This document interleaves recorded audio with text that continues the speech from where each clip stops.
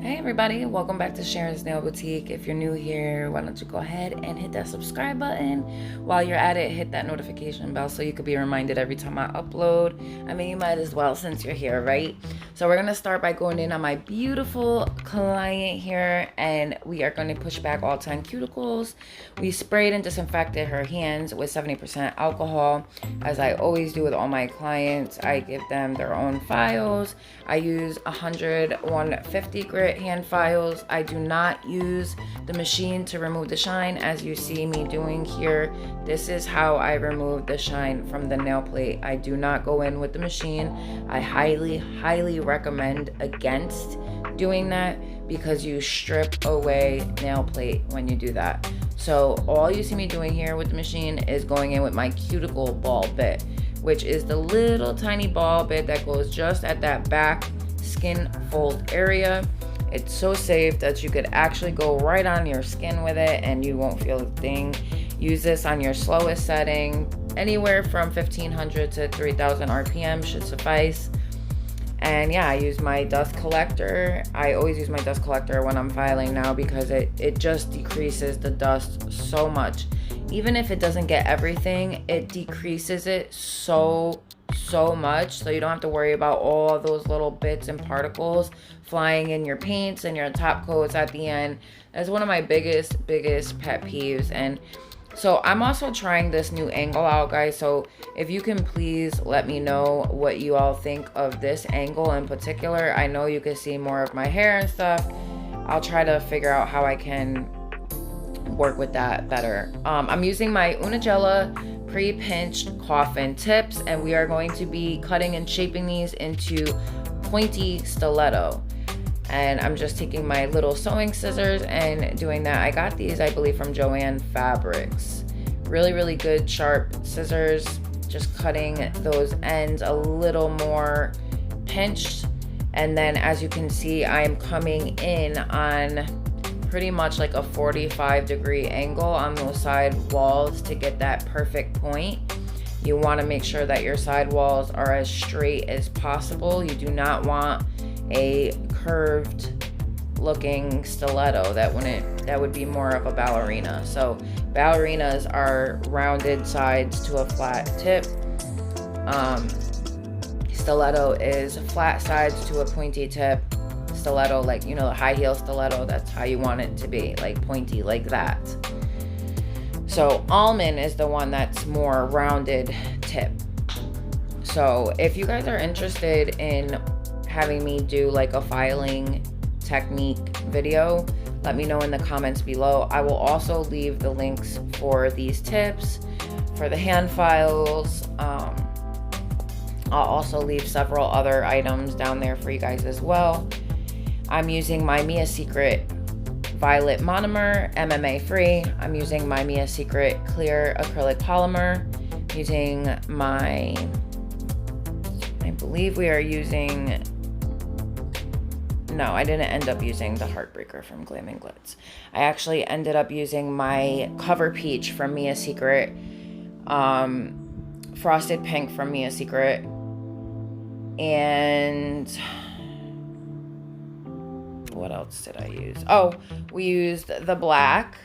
I also used a glitter to go over the thumbs because we did marbles on the thumbs because she was wearing like a black, white, and silver dress or whatever. So like we're trying to keep with that theme. So the thumbs are marble and they go, and then we did a really pretty stone placement at the end. So as you can see, I'm using my OPI Band-Aid, my No Lift Nails Acid Base Primer.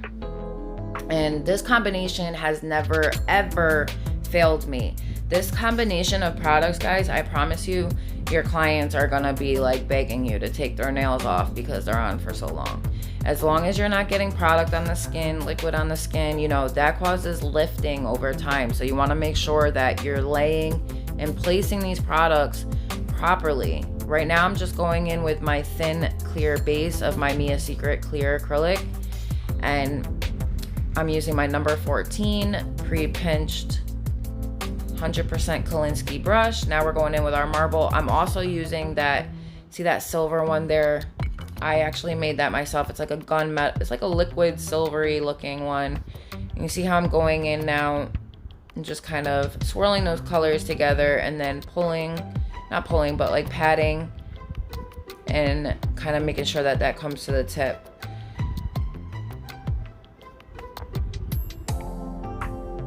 That's the glitter that I use on here. It's really, really pretty pre-mixed glitter. And I'm just going in layers. If I miss a spot, I go in with like my Mia Secret Frosted Pink with the silver and just fill it in. Because a little of these darker colors goes a super long way. You don't need a lot of them.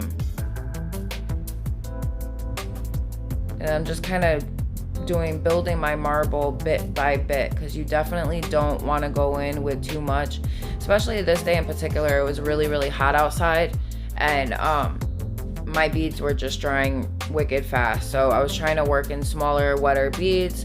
So obviously you don't want your nail coming out super duper thick like a brick.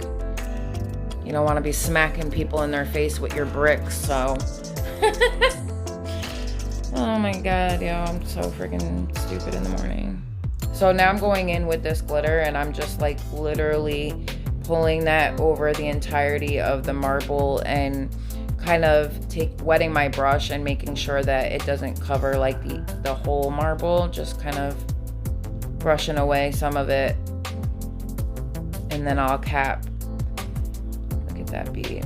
Now watch how I'm doing that. I place it, making sure it's patted out side to side evenly, making sure that it polymizes ever so slightly, and then I wet my brush again and then start making sure that the sidewalls are pulled in, flush to those sidewall areas, and then I go in with my cuticle bead, push it up, place it nicely, make sure that my apex is nice, that I'm building a nice apex there, because you need strength with your nails, especially the longer they are.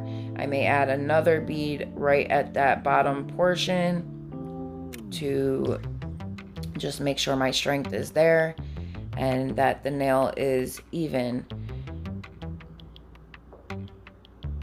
Now moving on, we're using our frosted pink to do our ombres with our cover peach, which if you're looking for like a decent milky white type of color, like see-through mostly, yeah, frosted pink is like one of those colors. It's like a milky white, but it's also a little translucent. It's perfect for any time you want to do like a milky white color. It's just, I mean, I guess if you wanted something a little darker, then I would suggest something a little different. But as far as like that translucent milky white color, definitely Mia Secret Frosted Pink is the way to go. I think, anyways. I just really, really love how it looks with these ombres. I feel like when it's too bright of a white, it's very hard to work with. So yeah, just making sure that the cuticle area here is nice and neat. Now I'm coming in to cap that nail because I already had plenty of nude up there. So now I'm just capping the rest of where that blend is, and then we will move on to the next nail. And this is literally, I think I did the other hand already. Did we get to the other hand? Maybe not.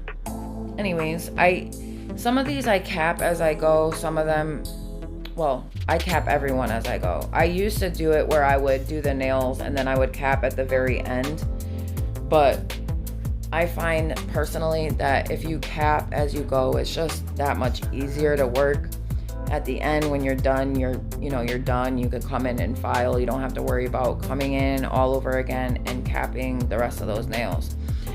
The middle fingers are gonna be full cover peach by Mia Secret.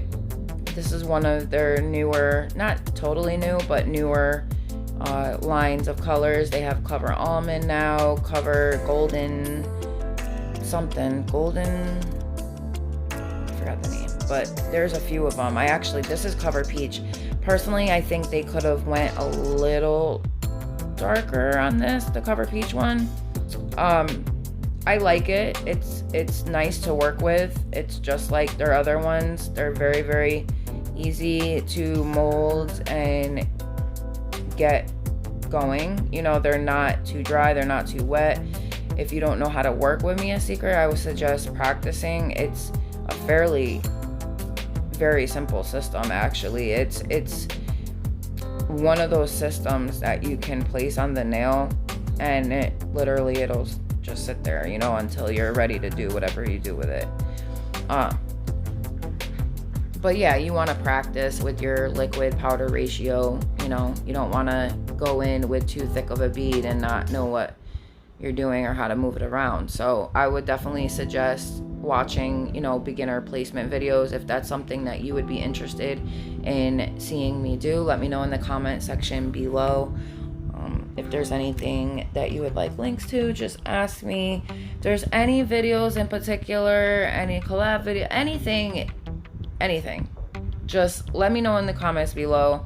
I'll also leave my email in the description index so that you guys can reach out to me if you'd like to do a collab video, anything of the sorts, a trade, a swap, whatever. I'm down for whatever when it has to do with nails and art and stuff. So yeah, there's lots of things that I really want to get into. I'm going to be starting school soon too, so I'd like to be able to get as many videos going up here as I can for you guys, so that when I do start school, you guys at least have like a watch list that you can turn to while I'm busy. So yeah, just let me know what you think of all these newer videos and what you think I could be doing differently, if anything at all. Let me know what you think of the stone placement at the end of this video. I've left pictures at the end for you guys. I've also left me doing the stones for you guys because I typically don't normally record me doing the stones. I also have another really, really cool video coming after this one where I actually hand paint like the Frenches and the designs with the, you know, the new gel polish designs that are real popular right now with drawing the Frenchies and all different designs. So I have a video like that coming up for you guys after this one. So I really hope that you guys have been enjoying all of these. And to all my new subscribers, thank you so much for taking the time to support me and being here. I really, really appreciate your support. It really means everything to me. So if you have not commented on my videos at any time before, definitely do so, because I like to reach out to all of my subscribers and I like to subscribe back to all of my subbies as well. My husband actually gets upset with me because my phone is never quiet. It's always got notifications going off. But for me, I just feel like there's so many people on here that ask for you to subscribe to them, but nobody ever subscribes back to the person they ask for to subscribe. And I've always felt some type of way about that, because it's like when I first started out, obviously you start with 0 subbies, right? Even now, where I'm at now at almost 1,000, I still do a lot of legwork, and that's what's necessary. Hard work pays off in the end. I don't have anybody to help me with this stuff. I don't make any money from this at all.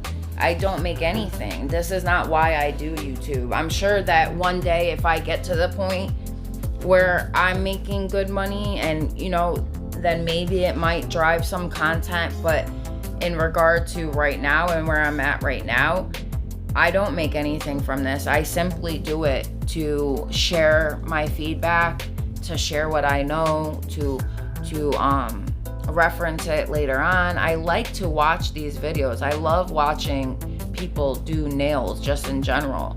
So just the whole process of watching somebody create art, and it doesn't have to be nails. I'm subscribed to so many different types of channels, car channels, tiny house living channels. Like, there's just so many. And I encourage anybody out there, like, if this is something you want to do and people are telling you, oh, you'll never be like those people, so there's no point. Don't let those people rule your thoughts. You can do anything you put your mind to. You can just say it and it'll become your reality. Speaking things into fruition, I'm a firm believer in that. speaking things into existence, what goes around, like I believe in all of that stuff. We have energy that we walk around with, whether it be negative or positive, and what we put out there we will get back. So you just want to make sure you're putting positive vibes and love out into the world, because that's what's going to come back to you guys. So that being said, my long rant, just moving on now. We're doing a full clear nail here, because at the end I go in with silver metal foil and just kind of sporadically do that around the nail. And I actually use Beetles. So yeah, it's Beetles foil gel glue, and it's basically like a UV LED base gel or whatever. But there's a lot of different uses that you can use it for. I left when I start using it, I pop up on the screen really quick different uses that you can do with it. So yeah, there's a lot of different things you could do with foil gel and rhinestone gel or whatever. All it really is UV LED gel. Some are stronger than others. Personally, when you find something that works for you, especially if it's affordable, don't change it, you know, just stick to it.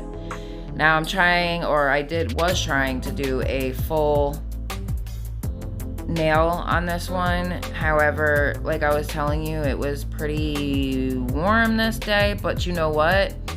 I got my cuticle area nice and placed, so that's all that matters here. And I'll add another little bead to kind of smooth things out. But that's what I mean, like when the stuff dries too fast, you want to make sure that you're working quickly with it, especially if you're in a hot room, because it's you know, the acrylic, it's very, very temperamental. It definitely acts according to temperature. So that's why sometimes you'll see people with their monomer like in either hot water, if it's like cold outside, they'll have it in like a separate, like 2 different dishes. So it'll be in its dish, and then it'll be in another dish surrounded by like warm water if it's freezing outside, right? If it's hot outside, you'll see people have it in the dish and then put it in another dish that has like ice water in it. That's just to control the temperature of the acrylic setting. Like, because when it sets up, it sets up pretty quick. So you want it to stay wet as long as possible, basically. So with the nude nails that I'm doing, I'm not capping those because it's a strength powder. So pretty much all these colors are strength powders, but the ones that I go in and I cap with, you'll see I just, you know, go in and do the design and then I cap when I'm done. So I'm using Mia's Secret Frosted Pink once again for this ombre one, and then we'll come in with the Cover Peach by Mia's Secret over it, and then on the thumb we do our marble, and that's pretty much it, guys. And at the end I do the stone placement, and I've recorded that for you all and left it in for you guys because I figured you would like and appreciate seeing that, since I never really do stuff like that for you all. And I really hope that you guys enjoy watching it, because I really enjoyed recording and doing it for you guys. I think that it came out really, really good, and I know she loves her nails. She was so in love with her nails. And typically a set like this would probably cost like over $100 in most places. Well, yeah, I made 75 on this set, and then the one that I draw on, I made $60. So my prices are very competitive, like extremely, extremely competitive. So I'm just going in at the top of this marble with 3 of those colors, pulling them down, and then I go in now and start my swirling with the other colors. So I use Frosted Pink, Clear, Nude, the Silver, Gunmetal one, Black, and I just start kind of swirling them together. As I go down the nail, I just kind of swirl, pat, pull.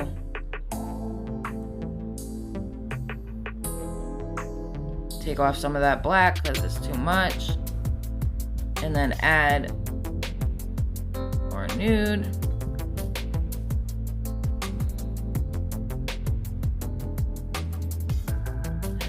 that down the tip, and then we'll come in with some of that glitter, and then we'll cap once again, and then we'll start filing, buffing, and then we'll come in with our stones. So exciting. I love these like, I don't know, sometimes I get in a funk and I don't want anything to do with nails. And then there's other times where I'm just like, oh my God, I want to do this, and this. And it's like you have every intention, but then you never get around to doing it. And it fucking sucks ass so bad. Because it just makes you feel like you're losing, like you're falling out of love with what you love to do. And it's, I don't think it's that really, but it's like you get in these funks where you just get like depressed and you don't want to do nothing. It's like, it's tough. It really is. So if anyone else experiences that, let me know in the comments below. If you've watched into the video this far, at least. I mean, I know there's a lot of people that don't watch all of my videos, but I guess to each his own. I mean, I watch people's videos. I just want y'all to know that. Like, if I'm watching your video, I'm watching the entire thing. Trust me. And sometimes even more than once. A lot of times more than once. Anyways, so yeah, I just finished capping this, and then we'll come in once these are dry and start filing with our hand file on the sides like so. Making sure that we're getting any of those little bits that are under the nail that are trapped or caught or stuck to the side. Get all those little bits with our hand file here, and then we'll come in with our tapered bit here. It's not a safety bit, but it's a tapered, like, flat, fine grit volcano bit, if that makes sense. It's like for that back area to get nice and flush, and then really like even out the surface of those nails. So now I'm coming in with the coarser side of my 100-150 grit hand file. So I'd be using the 100 grit side to shape the side walls and come over that surface before I come in with my buffer, my buffing block, and smooth out that surface so that we can then come in with our rhinestone UV glue. So that's the Burano 15 mil foil pack here that I'm using, and I will leave the link for that as well in the description index below, because I love Burano's products. I use their poly gels, I use their 3-in-1. So this is the, look at how good it really is, like A+ stuff. It just works really well. So I'm just kind of sporadically doing the bits of silver all over the nail, not all over, but like in different random spots, and then the rest of it will be see-through. She brought in a picture of a set she wanted, and yeah, we got it spot on. Pretty much look just like this. I think I did the thumbs like marble. I chose to do those marble because in the picture it didn't show the thumbs, which I find a lot lately. Like in a lot of pictures they don't ever really show the thumbs.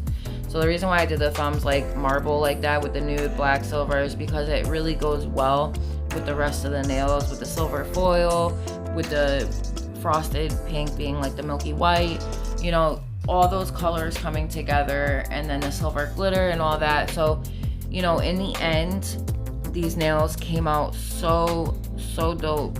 If you want to watch me do a stone placement video, you can also leave that in the comments below if that's something you'd be interested in, because I love stone placement. There's so many different things that you can do with stones, and it just be like so effective.